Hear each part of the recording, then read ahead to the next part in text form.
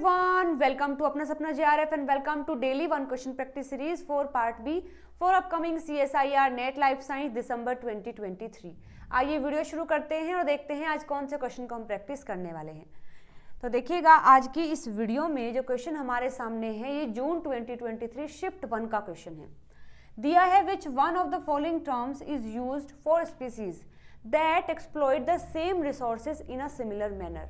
मतलब यहाँ आपको बताना है कि एक ऐसा ग्रुप जिसमें बहुत सारे स्पीसीज हैं लेकिन वो एक तरीके से ही काम करती हैं, एक तरीके से ही किसी रिसोर्स को यूज करती हैं, उसको हम क्या कहेंगे। ठीक है, तो देखिएगा यहाँ पर मैं आपको इसके बारे में कुछ बता देती हूँ, फिर अपने आंसर को देखेंगे।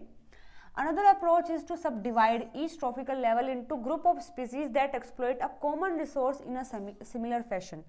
मतलब एक अदर अप्रोच को यूज किया गया कि मानो मेरे पास ये कोई ट्रॉफिकल लेवल है, ये कोई ट्रॉफिकल लेवल है, इसमें अलग अलग स्पीसीज प्रेजेंट हैं।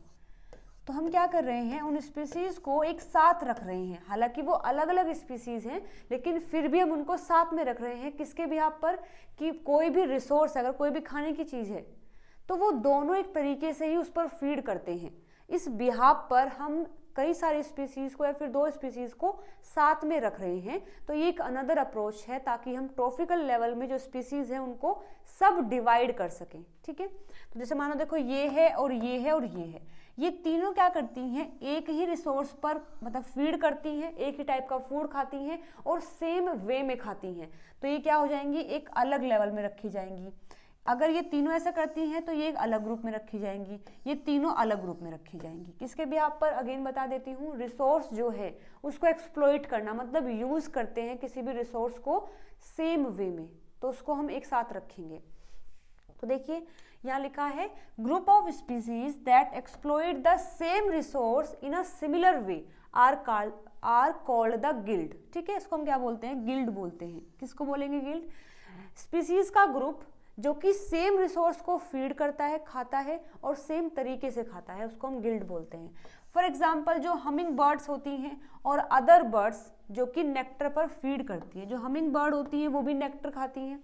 कोई अदर बर्ड है जो अदर स्पीसीज है वो भी क्या करती है, नेक्टर को खाती हैं और सेम वे में खाती हैं। ठीक है, तो humming bird and other nectar feeding bird form a guild of species that exploit the common resource of flowering plant in a similar fashion.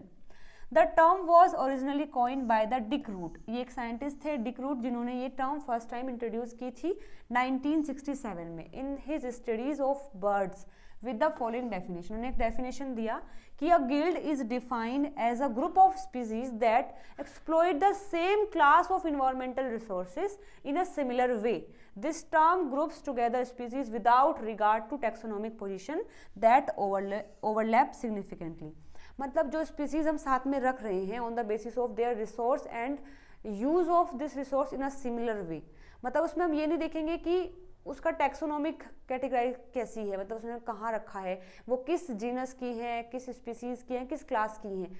इस चीज़ पर हमें डिपेंड नहीं होना है, बस हमें ये देखना है कि वो दोनों एक ही फूड को खाते हैं और सिमिलर वे में खाते हैं। तो हम उन्हें सेम ग्रुप के अंदर रखेंगे, इसको हम गिल्ड बोलते हैं।